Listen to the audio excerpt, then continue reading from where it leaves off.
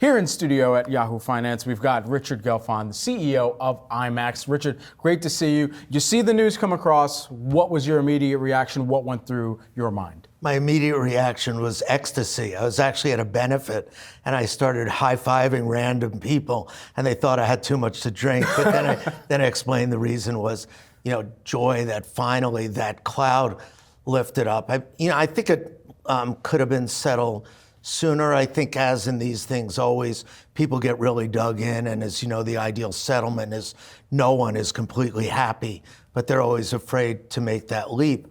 But my understanding now is that most on the film side anyway, I don't know that much about the television side, that the films that were in production are basically going back into production quickly. So films like Deadpool that were, partially shot, they had known for a while that they were going to resume. So there's a pretty quick resumption to that and what's going on.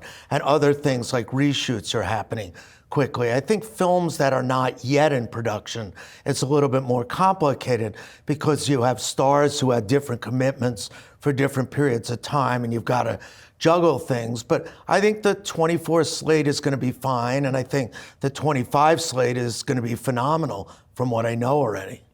Richard, when we talk about what's needed to get people back into the theaters, and you have a unique perspective at IMAX because it's much more of an experience, something that the consumer is willing and wants to spend money on at this point. Now that we do have the actor strike resolved, when you look ahead to the 2024-2025 film slate, which ones are at the top of the list for you in terms of where there's that hype, where there's that expectation that we're going to see people come back in large amounts? Well, it's still early to say, but I think Dune Part 2, which is coming out in March, there's a lot of expectation for that. And as you know, it's Timothée Chalamet, Zendaya, Austin Butler, Florence Pugh, fantastic cast, and people at IMAX have seen part of it and have very high expectations for that.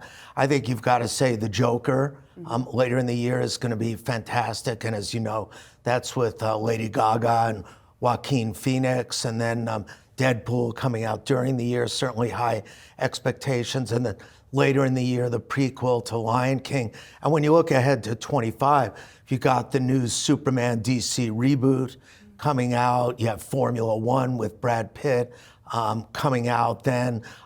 25 kind of, Avatar coming out again. How could you forget Avatar? Again. There's a lot out there. There is a lot out there, and that brings me to the whole sequel discussion and what we were just talking about with Ali Canal. When you take a look at what happened at the box office this past weekend, yes, it was just the debut weekend, but the Marvel franchise seems like it has fallen out of favor with viewers. Is that fair to say, or is it still too soon? Well, it's definitely too soon. It's made 20, but $30 billion, I forget. I get my billions confused. But, Bob Iger himself said that maybe it had gotten spread a little too thin between television and too many releases. And I think that's one of many factors. But I also think it's always dangerous to jump to conclusions too quickly. So after the opening weekend of Avatar, people were betting against Jim Cameron. And then when they heard what Chris Nolan was working on, they said, a movie about, a physicist, that's not going to work. And almost $1 billion later, that was wrong. And I wouldn't bet against Kevin Feige.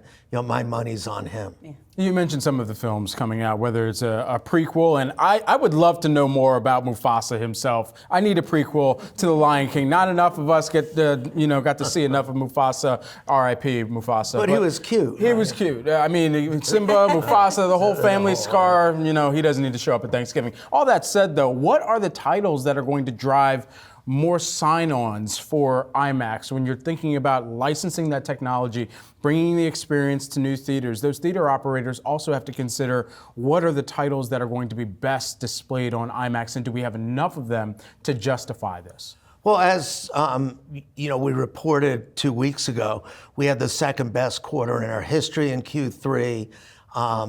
We have 125 signings for new theaters, which is more than double last year. So I think just more of the same, and I'm not sure, back to the discussion you had earlier, I'm not sure whether it's going to be sequels or original IP, but some combination of both. And I think you have enough of that coming out, looking into the future, I had mentioned, Formula One, which is Joe Kosinski, who directed Top Gun, and Jerry Bruckheimer and Brad Pitt. That's original IP. You have Superman, which is existing IP. You have Dune, which is somewhere in the middle because Denis Villeneuve has a very different take on it. So I think whatever's been working for IMAX, our market share is up 50% in North America over pre-pandemic. I think the mixture will continue to work. Well, and we got to go, but what about concerts? I mean, you've got the Eras Tour that had been displayed in movie theaters. You've also got the Renaissance Tour that's going to be displayed in movie theaters too. So as you know, Taylor Swift concert's done over $200 million. The Beyonce concert, we are involved in, extremely excited about. I don't think that's going to be a big part of the movie business. I think alternative content is a rising part and maybe part of what you were saying before about original IP, but there aren't a lot of Taylor Swifts and Beyoncés out there. Yeah, I know. We can all try our best here. Richard Gelfond, CEO of IMAX, thanks so much for joining us in studio today. Thank you both.